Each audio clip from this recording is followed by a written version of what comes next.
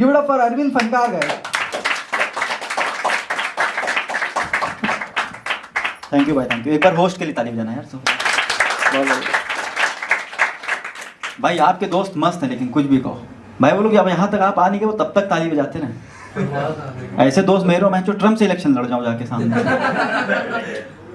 चलो खैर छोड़ो भाई, तुम लोग शायरी पढ़ने वाले ऐसे ओपन माइक में मिलते हैं, बहुत अच्छे अच्छे लोग मिलते हैं। लेकिन पता है कई जगह पे शायर बहुत अलग लेवल पे शायरी करते हैं। मैं एक जगह ऐसे ओपन माइक में गया था, एक शायर था स्टेज पे चढ़ा पढ़ रहा था, 40 लोगों के बीच में पढ़ रहा और कह रहा अमन भाई सुनिएगा। तो ये 40 चूतिए हैं, ये वह जो कान में गरम सरिया डाल लें।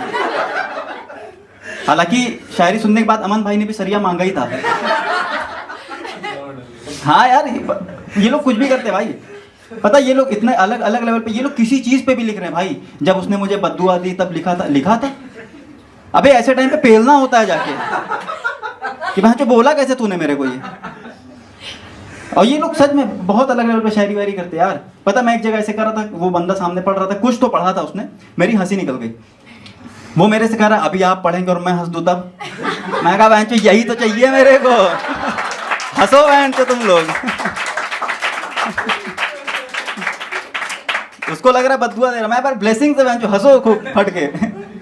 खैर छोड़ो, लेकिन तुम लोग को पता है देखो आजकल स्कैम बहुत अलग अलग तरह के हो रहे हैं ना। पहले वाला जमाना गया भाई कि वो क्रेडिट कार्ड ये वो, अभी कॉल आता है डायरेक्ट, वो बोलते हैं कि आपके नंबर से इलीगल कॉल हुई है ना, और आपको ऐसे जमानत करानी पड़ेगी ये वो। तो अभी बहुत अलग लेवल पे चल रहा है। मेरे दोस्त के पापा को कॉल आया, उसने कहा कि आपका बेटा एक होटल में इलीगल सेक्स करते पकड़ा गया है। उसके पापा खुश हो गए, अगर ऐसा होता है क्या? कह रहे हैं कि आपका बेटा हमारे कैद में। कह रहा मैं भी आ जाऊंगा, बताओ तो है कहाँ। लेकिन यार बहुत अलग अलग साले कर रहे हैं ये लोग चीज़ें। एनीवेज, मैंने भी रिसेंटली स्टैंड अप शुरू किया। तुम लोग को लग रहा होगा कि मैं से ड्रीम है कॉमेडियन बनना, बट ऐसा नहीं है। मैं बस कॉमेडी इस वजह से कर रहा हूँ क्योंकि मेरे को लोग सीरियसली वैसे भी नहीं ले रहे हैं। मैं अभी 4 दिन पहले ऑफिस से लौटा, एक दुकान पर रुका समोसा खाने के लिए। समोसा जैसे तोड़ा उसमें मक्खी थी, तो मैंने तुरंत दुकानदार को दिखाया कि भैया इसमें मक्खी निकली है यार। वो बोल रहा है कि 10 रुपए के समोसे में अब क्या बोलेरो निकाल दें क्या? अबे हाँ यार, ये लोग पता है अभी कुछ दिन पहले लखनऊ में बारिश हो रही थी, मेरे को ऑफिस जाना था, तो मैंने कहा बाइक नहीं ले जाता हूँ, ऑटो से चला जाऊंगा। तो मैं निकला, मैंने ऑटो वाले को बोला भैया खाली हो? कह रहा हाँ पिछले 10 साल से। पर वोट तो मोदी। मैं कहा चुप करो, ये करने निकला हूँ क्या सुबह सुबह? मैं कहा गोमती नगर जाओगे? कह रहा है कि नहीं मेरा वहाँ कोई काम नहीं है, तुम हो आओ। तो मैं दूसरे ऑटो वाले को बोला, मैं कहा भैया गोमती नगर का कितना लोगे? कह रहा भैया अभी बेचने का मूड नहीं है।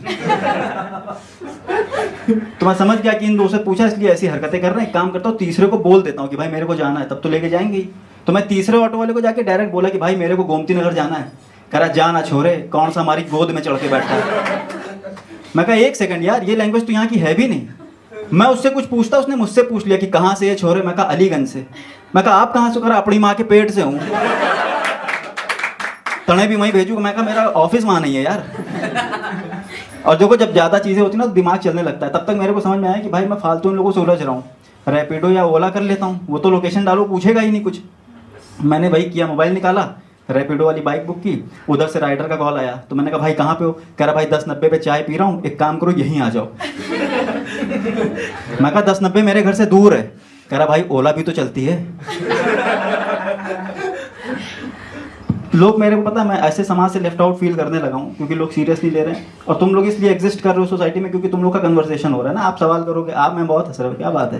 पुराना ही जोक को याद आ गया क्या? आपको यही तो चाहिए। लेकिन ऐसे फेक नहीं चाहिए मेरे को। रियल हंस रहे हो ना? बढ़िया, आवाज नहीं आ रही थी बस। ठीक है ठीक, साइलेंट मोड पे हंस रहे थे क्या? मेरे को लगा मोबाइल ही साइलेंट मोड पे होता है ऐसे। तो पता है ऐसे ही जब हो गया तो मेरे को सोसाइटी में आप इसलिए एग्जिस्ट कर रहे हो, आपका कन्वर्सेशन हो रहा है, आप सवाल करोगे सामने वाला जवाब देगा। मैं किसी से सवाल करता हूँ, वो पलट के मेरे से सवाल कर लेता है यार। मैंने एक बार एक आदमी से पूछा भैया सोने का क्या रेट चल रहा है? कह रहा है तुम बताओ कितना लेते हो?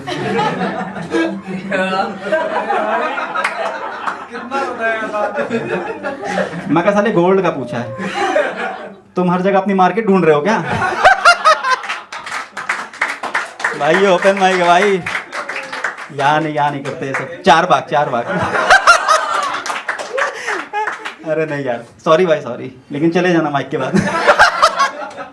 खैर छोड़ो भाई, बस एक दो जोक और करता हूँ। तो देखो पता है मेरे को सीरियसली नहीं ले रहा है। कई बार ऐसा होता है कि लोग कॉम्प्लीमेंट देते हैं, बहुत अलग तरह से देते थे। मैं एक जगह परफॉर्म कर रहा था, सामने से बीच परफॉर्मेंस की एक कुर्सी से बंदा उठा, चिल्ला के बोल रहा है कि भाई आप बहुत आगे जाओगे, एक दिन बहुत आगे जाओगे, पीछे मुड़ के देखो कि कोई दिखेगा ही नहीं।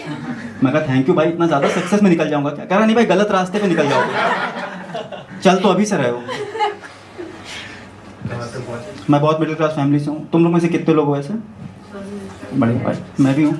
बस मेरी फैमिली तुम्हारी फैमिली में डिफरेंस पता है क्या है? कि तुम्हारे यहाँ ज़रूरत के हिसाब से सामान आता होगा घर पे, मेरे यहाँ सामान के हिसाब से ज़रूरतें पैदा हो रही हैं। मेरे पापा ने मेरे को एक दिन झंडू बांध दिया, कह रहे बेटा इसको लगा के ख़त्म कर दो, कल एक्सपायर हो जाएगा। मैं कहा पापा सरदर्द में लगता है ये, और वो मुझे है नहीं। कह रहे कोई बात नहीं बेटा, वो भी हम दे देंगे, बताओ फ्यूचर का क्या सोचियो। मैं कहा ये सब बातें मत किया करो, मेरा सर फटने लगता है। कह रहे देखो हो गया ना, अब लगा डालो।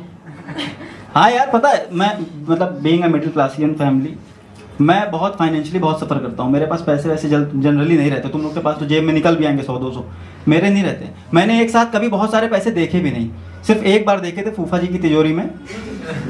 उसके बाद दोबारा उन्होंने वो पैसे नहीं देखे।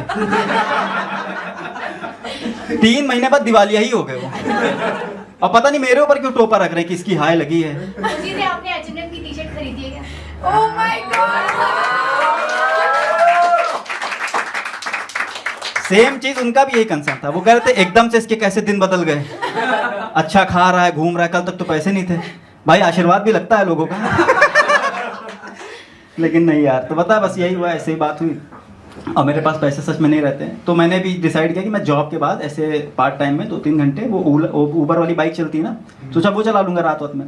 तो मैंने रजिस्ट्रेशन कराया उसमें, मेरे को पहली राइड कैसे बुकिंग आई, तो मैंने एक्सेप्ट किया और पिक करने गया। जैसे पिक करने पहुंचा तो देखा पापा थे मेरे। तुम लोग हंस रहे हो, मुझे टेंशन थी कि ये आदमी तो खुद घर से अपनी बाइक लेके निकल रहा है यार। तो मैं कहा पापा आप क्यों, आप तो बाइक लेके निकल रहे हो ना। कह रहे बेटा वो तो मैं खुद किराए पे चलवा रहा हूँ ना। मैं कहा लेकिन क्यों? कह रहे बेटा same family, financial problem. Thank you so much guys, we will get back to your host यार।